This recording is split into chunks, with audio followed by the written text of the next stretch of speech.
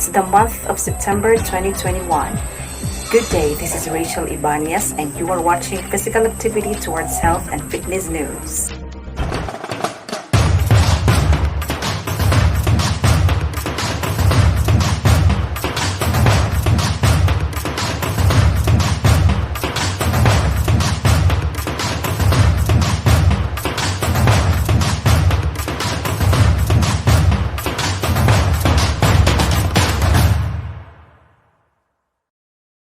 UST Banaon Campus PAPSIT instructor Mr. RB Joy Lido conducted a discussion online about kinesiology tape. He said that it is a tape for human and it is used to support human movement. Now, who discovered kinesio tape? Here's Karin Tumempo for the report.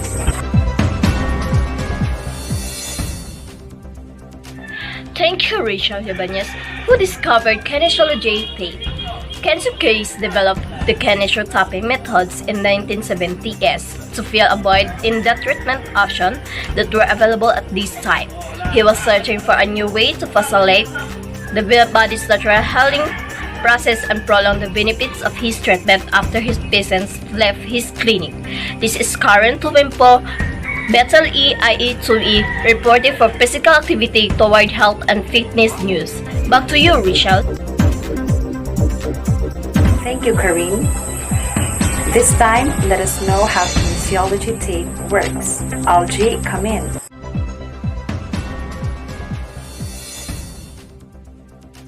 So good day to all of us. I am Algie Rolin Pai, and in this video, I am going to discuss on how those kinesiology tape works. Kinesio tape was manufactured by Kiss using proprietary cotton and nylon combination that is why it is really stretchy. It was being made to be elastic to the skin so that we can still move freely during our physical activities. Based on the module, the medical grade adhesive on the tape is also a water resistant and can stay on the skin for 3 to 5 days. Kinesio tape is really strong enough to use even while during exercise or taking showers. It is very comfortable to use and give protection to our body from injuries and pain. When the tape is applied to the body, it recoils slightly, gently lifting your skin. This helps to create a microscopic space between our skin and the tissues underneath it. There are 3 important things how kinesio tape works when it is applied to our body. First one is it creates space in joint. When kinesiology tape was put over the knee joint, it expanded the space in the joint. It was found to enhance joint space in the shoulder. Despite the small increase in space, it helped to lower the risk of joint inflammation.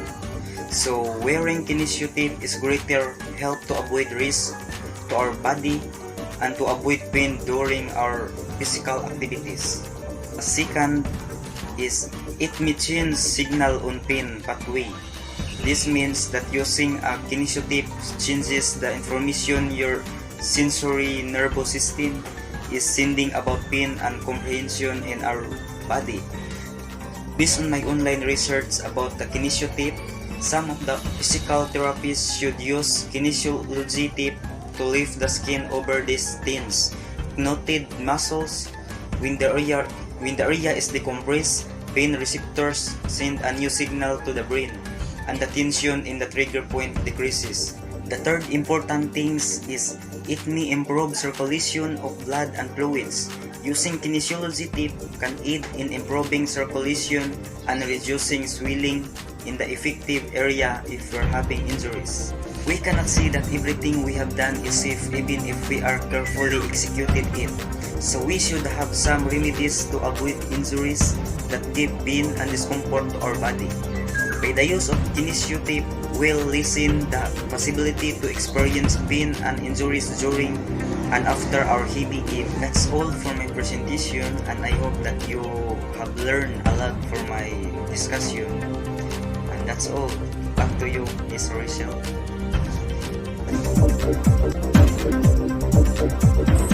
Thank you, Algie Pai. Now that we know how kinesiology tape works, what is it used for? Here's Neil Versalvation for the report.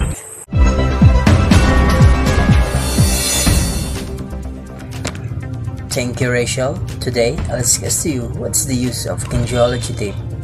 Number 1. Treating injuries. For those who have been injured, physically therapists may employ kinesiology taping as part of comprehensive treatment regimen. Kinesiology tape is most successful when used in conjunction with other therapies such as manual therapy. Number 2. Supporting weak zones. It can also be used to provide additional support to muscles or joints that require it. Kinesiology taping may be beneficial if you have patellofemoral stress syndrome, band friction syndrome, or Achilles tendinitis. Number 3. Reeducation muscle. Help retrain muscles that have lost function or that have gotten used to an unhealthy way of working. Number 4. Enhancing performance. Some athletes use kinesiology taping to help them achieve peak performance and protect against injury when they are competing in special events. Number 5. Managing scars. Although kinesiology tape should never be used on an open wound, there is some scientific evidence that it helps scars look better in a long run following surgery or injury. And that's all. So, this is Nelber Salvacion, BTLA IE2, reporting. Back to you, Rachel.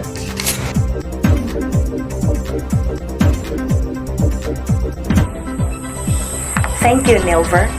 Now that you know the information about the kinesiology tape, let us know when to use and not to use kinesiology tape. Here's Divine Tangbo for the report.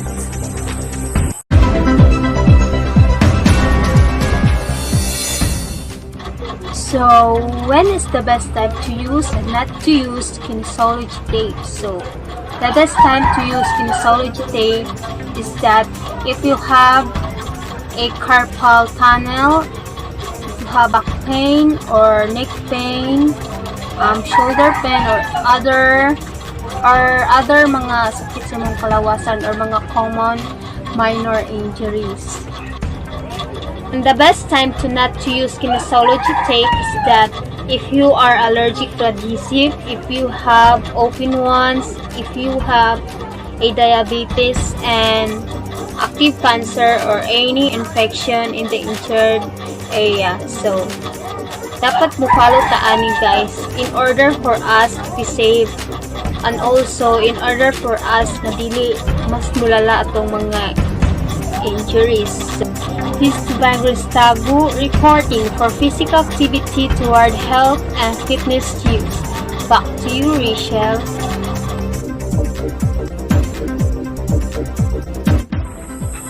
Thank you, Divine. This time, let us know the disadvantages of kinesio tape. Here's Noel Jacob Rivera for the report.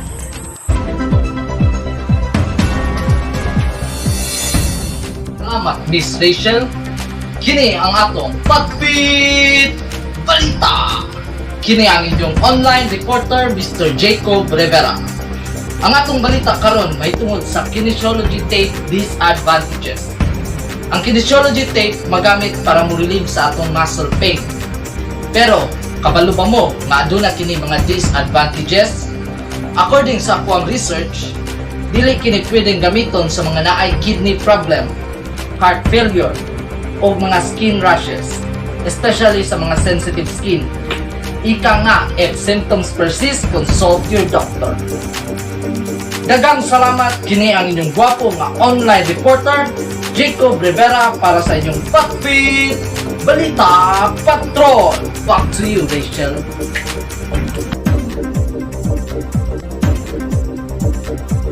Thank you, Noel Jacob. Now, if you're planning to use kinesio tape, here's Glimari Palangan for the report on how to use, apply, and remove safely the kinesio tape.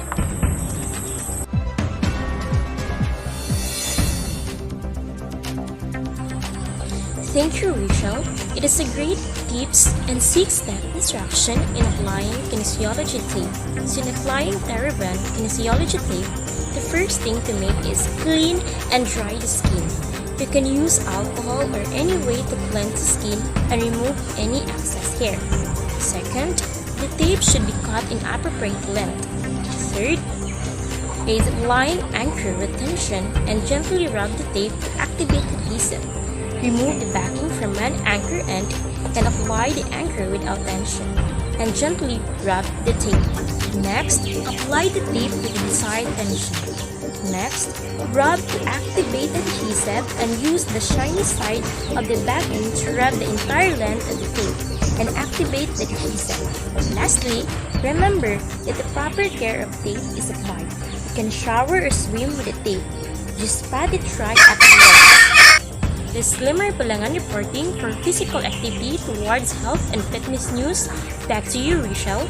And now, let's talk about how we remove the kinesiology tape. First, don't remove it quickly when it comes to tape. Grip and rip is a bad idea. It causes skin irritation. Next, massage oil are particularly bad getting tape to stick. Just soak your tape in a little oil. Wait a few minutes and the tape will come off much easier. Third, make the skin tough. Stretching the skin under the tape gives a firm surface to remove your tape and make it much easier. Lastly, patience. So there you have it. You now have the very best tips and tricks on how to remove kinesiology tape safely. This is Glimmery Pulangan reporting for physical activities towards health and fitness news. Back to you.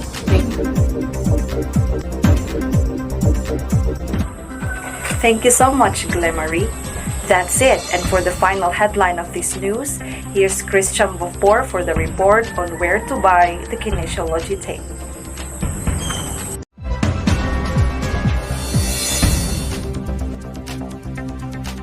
Thank you, Mr. Silibanyes.